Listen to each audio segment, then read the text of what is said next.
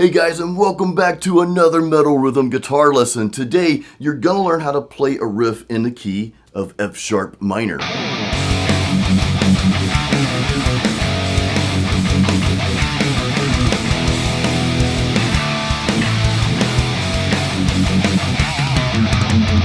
Alright guys, we're going to dive right into this lesson, but I want to make one quick point about the key of F sharp minor. This is a key that you probably rarely ever play in. Now you may play the chord or the F sharp note or play the F sharp minor chord, but do you really play in this actual key?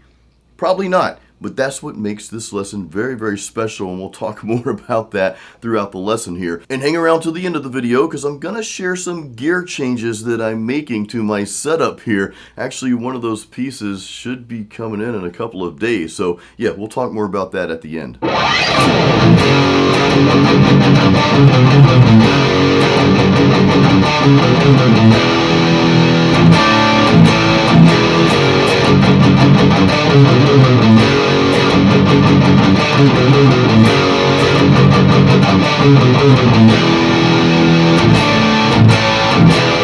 Alright, let's break this down so that it's very easy and simple to learn, because it's really easy. I'm gonna share some methods with you throughout this lesson here that's just gonna make you think about riffs a little differently, and it's gonna help you learn them a lot faster. It's just gonna simplify everything. So we start out by playing an F sharp power chord. You know, your first string, second fret, second string, fourth fret, okay? That's an F sharp. Now, we're in the key of F sharp minor, right?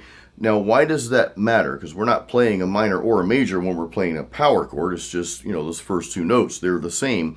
But it matters because whether we're in a minor or a major, well, that's going to determine what notes and chords that we play with that riff that we're about to go through here, and I'll talk a little bit more about that in a second. But let's go ahead and learn the notes here. Okay, so I've got a power chord going on here, and I'm palm muting that, chugging away on that F sharp. Okay, and again, that's the first string, second fret, second string, fourth fret there. Do that, that's the easy part. Then I go into the riff, and I'll play everything slow for you as well. Now, the riff itself that we're going to go through is on the A string, okay? And it's just kind of a walk down, then we kind of walk almost halfway back up again, then go back down. So let me play that part really slow, and you can just kind of pick this out, okay?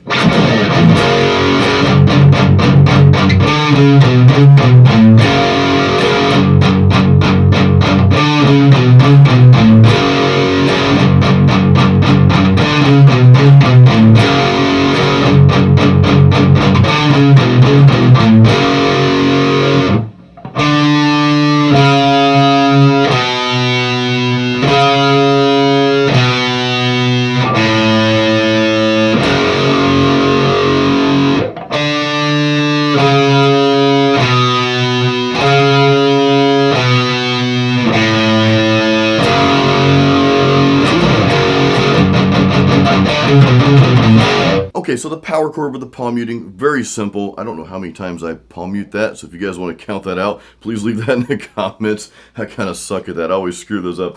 But anyway, that second part, that second string, that little riff we do, very simple. It looks like we're playing more notes than we're actually playing, and this is the part that I want you to get that's going to help you simplify riffs as you're learning them. What I like to do is I like to just count how many notes am I actually playing in that little pattern there. Well, we're on the 5th fret, 4th fret, 2nd fret, and open, all on the A string. That's all that riff consists of. Only 4 notes. Even though I'm playing technically, you know, more notes because I'm playing some of those notes twice, right? But it's only 4 notes. So when you break it down like that, it's like, okay, it's only 4 notes. That's pretty easy. So all I got to do is just kind of figure out, well, where my fingers are supposed to go within those 4 notes.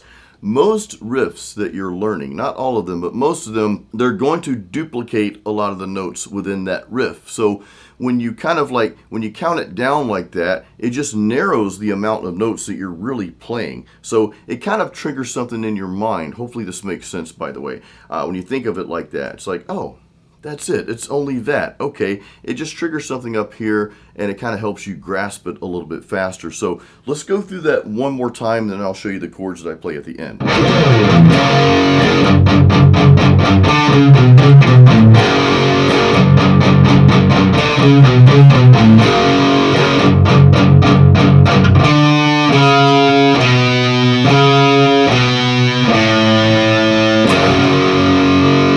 Now at the end, after that, I end with some chords, and these chords are within the key of F sharp minor. We're going to play an E. We're just playing power chords. We're going to play an E, a D, an A, then back to the E right before we go back to the F sharp and start again, okay?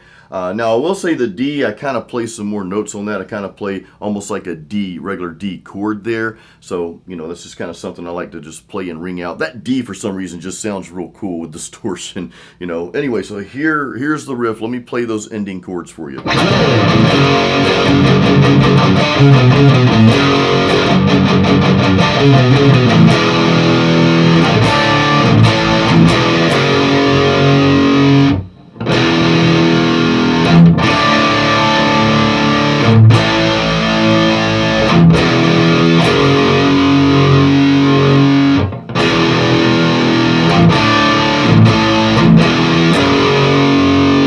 Now, how do we know which chords and which notes are in the key of F sharp minor? So a tool you can use is called the circle of fifths, and you guys know I rarely ever do I dive into theory. It's not something I ever got into. I'm not saying you shouldn't get into it, to each their own when it comes to that stuff, but there is a tool called the circle of fifths, and I give a really good and simple explanation of this in this video up here on the Metal Mastermind channel. So if you want to head over and check that out and then come back and finish this, feel free to do that, or just click on that and then save it and watch it later. But it's just really a super easy explanation of the circle of fifths and how you can just look at one chord, right, or one note, and easily determine the notes that and chords that belong in that key. All right, so on that note, no pun intended, we're gonna play a note that doesn't belong in the key of F sharp minor. And I didn't tell you about this earlier, but this is kind of like a little surprise, like a little bonus here. Then we'll talk about gear, so make sure you hang around for that. That's coming up like in about a minute here. But let me show you a different way to end this riff. And what I'm about to show you, I believe it's really going to open up the pathways in your brain and of course in your heart, because man, our music comes from here, you know, comes from that emotion. But it's really just going to open up new pathways and help you think a little bit differently about your riffs by adding what we're going to do. Okay, so check this out. Just listen to the ending. It's going to be a little bit different, not too complicated, but listen to the end part.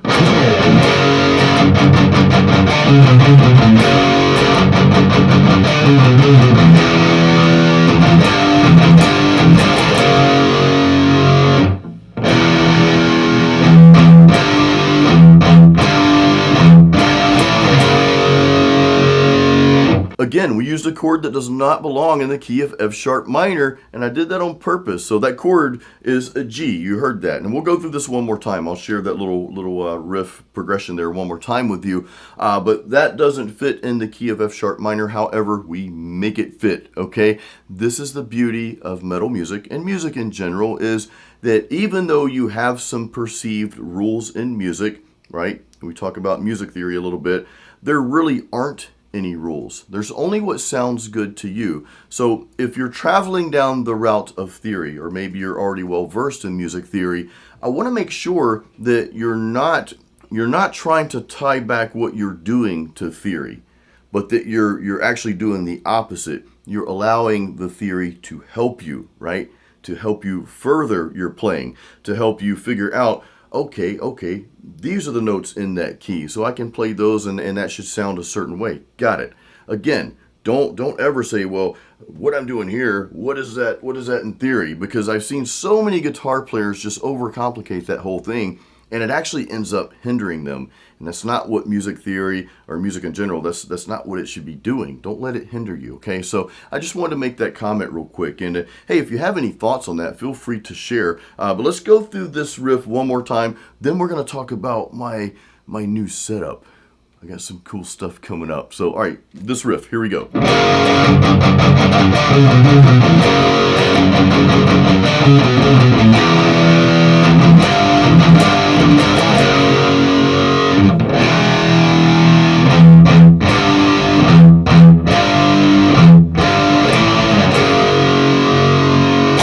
Real Real quick, guys, if you do not have my free practice guide, Metal Riffs and Licks, there's a link below to grab that, pick that up. There's a video with some tabs you can download for that. If you've already got my free practice guide, then your next step is to get into my metal guitar course called Metal Riff Master. There's over 80 riffs that you'll learn. I'm adding some new stuff too, which will be free upgrades for those who have purchased that. It comes with backing tracks, downloadable tabs, the whole 9 yards. So there's a link in the description of this video for that as well. All right, let's talk about gear, guys. So I just ordered something, what was it, yesterday? I just ordered something new, and I actually ordered the Line 6 Podgo. Now, you might be thinking, Jason, dude, why aren't you getting like the Helix or something, or like the Kemper or whatever? Well, I'll tell you why, but first, many of you who have been following my channel for a long time now, you probably remember like almost a decade ago when I started my channel, you probably remember I was not famous, but I was really well known for giving videos and tones on the pod units like the XT Live. I had that for probably about a year before I upgraded to the HD 500, and man, I kept that for a long time. I actually recorded my first album, Apocalyptic Dreams, using that unit there. I think I used the Engel simulators, which was, what was it called? The Angel F-Ball or something like that. So I've got a ton of videos out there. So many of you who have been following me for a long time, you remember those videos, and some of those videos are probably why you started following me. So that being said, I'm really familiar with Line 6 products, even though I haven't actually used one in a long time. It's been over a couple years because I don't have any of those units anymore, so I haven't actually touched those in a while. But anyway, I'm still familiar with the layout and kind of how to, build my presets. And you guys know I don't do a lot of deep editing anyway. So just already knowing how to use that platform, and I already like the tones and the effects and all that stuff. So it's kind of a no-brainer for me. But the reason why I'm getting the Podgo and not something like the Helix is because, well, I'm not looking for something to actually replace my amp, which you see over there. That amp is staying in the studio, that EVH amp. So I still actually plan to, I'm about to start using this thing for my album here soon. I'm going to be starting to record my guitar tracks with that amp. I think I'm starting that next week, okay? So I'm keeping the amp. The reason why I'm getting the Podgo is really two reasons. Reason number two, we're doing this backwards here, is because I can use that as effects through the effects loop for my EVH amp. Now, let me make this note. When I'm recording with my amp, I usually record as dry as possible. Like, I'll use a noise gate because that's, something you have to have. And really, that's it when I'm recording, okay? Because any effects that I add to my tones, well, I'll add those in the studio. In other words, you don't want to record a track with a real live amp with delay or chorus or reverb or whatever else. You don't want to record that, because if you don't like those effects, well, too bad. You recorded it, you're stuck with it. So it makes more sense, and this is just kind of a recording tip that I didn't actually plan on bringing up, but here it is. That's just kind of a recording tip for you, though. If you're recording with a live amp, record as dry as you possibly can, and add any delays like to your leads, which I only use delay on my leads anyway. And on my metal rhythms, usually I don't use any effects at all. Part of that number two, though, is because it just simplifies everything. So let's say I do go play live with this EVH, which I haven't played live with it in a while, and I'll share why in a second. But if I'm going to play live with it, like in a band or playing my solo stuff out or whatever, I can easily run the pod through the effects loop, the Podgo, and I can use that delay instead of having to have other pedals. It just makes sense to have the one unit. So that's just kind of my thinking. Now, reason number one, the main reason why I'm getting this is really for my live solo gigs that are non-metal. We'll call these my non-metal gigs, which these are like really the culprit of all my live gigs lately. So a lot of you know, I started about a year ago playing acoustic gigs. And man, I'd always kind of shied away from playing cover songs. I just like, it's somebody else's music. I don't want to play somebody else's music. I want to play my own music. But then after watching my friend's band, my buddy Brian, who's in a band called the Southern Creek Band, after going out and seeing them a few times, and they play a lot of Southern rock and country covers, hence the Southern Creek Band, but they are so solid and they have so much fun. I'm like, okay, I just want to be up on stage. I don't care what I have to do. Well, there's some styles of music that I just won't play, and that's another story, but I want to play live. So I started reaching out to some local breweries and wineries. I started with the winery, Keel and Curly Winery, because that's just a place that my wife and I love to go. We've got a long history there, so I'm like, you know what, they have a really big stage. You guys can see the stage right here. It's huge, man. Actually, I played there last night. I'm filming this on a Thursday. I played there, my wife sings with me too sometimes on some songs. And played there last night. I love it. So after playing there once, I was kind of hooked. I'm like, you know what? This is fun. I want to do this, you know what I mean? So this whole past year I've been booking gigs, and like right now I've got like 4 or 5 gigs booked up over the next few weeks. So this is something I really didn't anticipate on doing on a regular basis, like maybe once a month, but now we've got like 4 or 5 gigs a month, and that seems to be growing. So that said, I'm like, you know what? I'm playing acoustic out, right? I'm playing acoustic, and I play a lot of 80s covers, by the way. My brand playing out is playing the songs that you don't hear anybody else doing, and I don't play the songs that every other cover band or acoustic person is doing. So that's my brand. So I play a lot of like deep 80s cuts, some of the songs off the B side of the record, stuff like that, you know. And maybe I'll share some of that stuff with you on another video. But anyway, I really feel the need to simplify that setup and expand at the same time. What do I mean by that? Well, right now I'm playing acoustic only, and I'm using a looper pedal and the Fishman tone deck, which I'm not really all the way satisfied with that sound. And I know I kind of talked about this on an earlier video, and I said I might be upgrading, you know, my setup, which that's what we're doing. That unit's coming in Saturday, by the way, in a couple days. I'll do an open box video when that comes in. But the reason I'm getting the Podgo, or I've already gotten it, we're just waiting on it to come in. The reason I'm doing that is because this is going to allow me also to play some electric as well. And what I would like to do is like play some clean tones, loop that, and then just play some overdriven leads over that. And since it's just me, I don't have a drummer or bass player or any of that, I'm just a solo act, you know, this would just really break up my acoustic gigs and add a different dynamic to my gigs. And I think it's just going to help me grow in doing this, and as a musician as well. And you know, I can slowly start to integrate more original songs as well in my live gigs. So this just kind of opens up that door. And with the Podgo, it's one unit. I don't need an acoustic simulator. I don't need like a separate pedal for acoustic and then have a separate amp, or, you know, I've thought about getting like a preamp for electric and then having delay and reverb, because I like to use those effects when I'm playing more clean type stuff, you know, like what I'm doing. So I'm like, well, this is just one unit. I may use an external looper. That'd be the only other pedal I have. But the whole point of this is to, I know the Podgo comes with a looper, but I'll do another video on why I'm using a separate looper, guys. So I know people are saying, well, it already has a looper, man, just use that. But there's a reason, so I'll share that on another video coming up soon. But anyway, it just simplifies everything in my setup, and it's less gear I have to carry around, you know, and set up and tear down. Because let me tell you, man, we set up, played, tore down, got back home, and I'm like, man, I love doing this, but it's tiring. So if we can reduce and just simplify things as much as possible, I think it's going to be better. But anyway, so it's kind of long-winded here, but hopefully you guys are still hanging out with me, because look, talking about gear is just fun. And it's, man, I've been watching a ton of videos lately on live gear and even looping too. I started watching Davi Das. He's got like well over 1 million subscribers, and I'm in the Tampa area, he's just in Sarasota, and he plays an Arm and Circle. I don't know how he got so many subs. I mean, he's great, you know, but I've been watching his setup, you know, and stuff like that. He's gone over his setup. He had a video about a month ago. You guys can check that out. He does. I'll put it up here for you. I don't mind you going from my channel to another channel if you want to do that. That's totally cool with me. You know, I'll support other channels too, and hopefully some channels will support me as well.